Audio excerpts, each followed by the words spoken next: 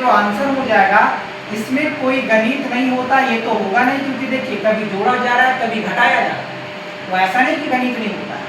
यह बच्चों को खेल जैसी अनुभूति देता है और वो खुद नियम को जोड़ते हैं। जैसे देखिए आप लोगों को आज एक भी कोई दिक्कत नहीं हुआ, सारे के सारे क्वेश्चन लगातार बनाए जा रहे हैं, इसमें आपको कोई भी दिक्कत नहीं हुआ। तो यही जनरली होता है, शिक्षक को पढ़ाना नहीं पड़ता, ये एकदम गलत है, ठीक है। इसमें परीक्षा से नहीं हो, जब एग्जाम में होता है तो आपको पैटर्न क्यों पढ़ाया जाता है, एकदम नहीं पढ़ाया जाता।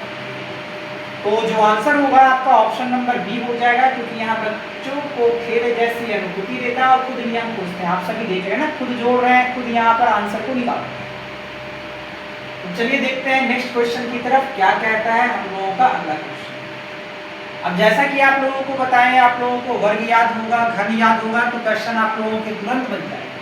जैसे हमारे पास 1 दिया गया है, 1 के बाद 8 दिया गया है, 8 के बाद 27 दिया गया और 27 के बाद 64 दिया गया। तो घन अगर याद हो आपको तो ये हम लोगों का 1 का घन है। अगर घन आपको याद हो तो आपको ये 2 का घन है, याद रहेगा तभी आप इसको ऑब्जर्व कर पाएंगे, नहीं तो क्वेश्चन नहीं बनेगा जल्दी यहाँ पर। फिर ये आपके 4 का घन दिया गया है, तो आप सभी जानते इस जगह पर कौन सा टर्म आ जाएगा, तो 5 का घन, जो कि हम लोग कहते हैं 125। ठीक है। बहुत सारे लोग सोचेंगे यहाँ पर 7 जोड़ दिया गया, फिर कहेंगे यहाँ पर 19 जोड़ दिया गया, ऐसे कैसे हो गया, 7 के बाद 19 आ गया। फिर कुछ लोग कहेंगे यहाँ तो काफी बड़ा अंतर आ रहा है। तो ये पैटर्न नहीं देखना आता, आपको देखना होता है कभी वर्ग लगेगा कभी घन लगेगा। और आप लोगों को बताएं कि जनरली आप सामान्यतः आपको वर्ग के बारे में बात किया जाए तो आपको 20 तक याद होना चाहिए, और घन के बारे में कहा जाए तो कम से कम 20 तक तो याद होना ही चाहिए। आपके सिलेबस में रहे ना रहे वो बात की बात, इतना आपको याद होना चाहिए। तो 125 आप सभी के क्वेश्चन का क्या होगा, तो सही आंसर, ठीक है।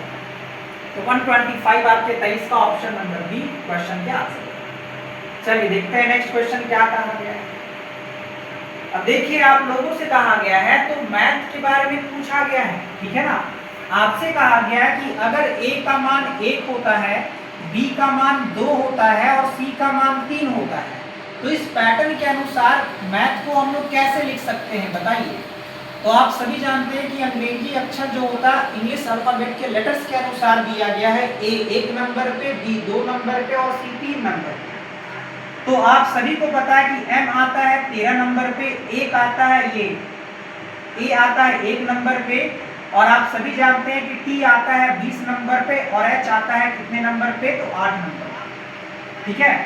ऐसे आपको याद करना होगा ABCD वगैरह, ठीक है ना, कि m कितना नंबर पे आता है। तो यहाँ पर देखिएगा जब आप याद कीजिएगा तो आपको याद हो जाएगा, ठीक है। बहुत सारे लोग तो ये टर्म याद करते हैं, जब रीजनिंग पढ़ते हैं तो करते हैं EJOTY, जहाँ पे आप सभी जानते हैं ये 5 नंबर, ये 10 नंबर, ये 15 नंबर और ये 20 नंबर और ये 25 नंबर।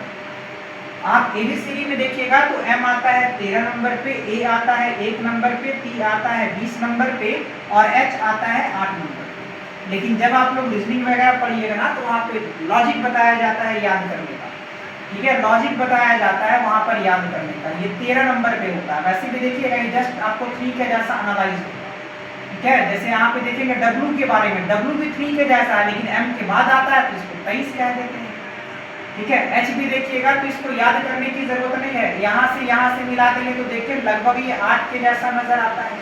तो ये सब लॉजिक वगैरह होता है, लेकिन आप लोगों को जरूरत नहीं है। यहाँ पर एक क्वेश्चन आएगा वहाँ पे इंसिडेंट याद करेंगे, उतना देर में आप क्लिक करके बनाइएगा। तो देखिए 13 1 20 8 कहाँ पे है, तो 13 1 20 8 ऑप्शन नंबर ए होगा। एक क्वेश्चन आएगा, परेशान होना नहीं है।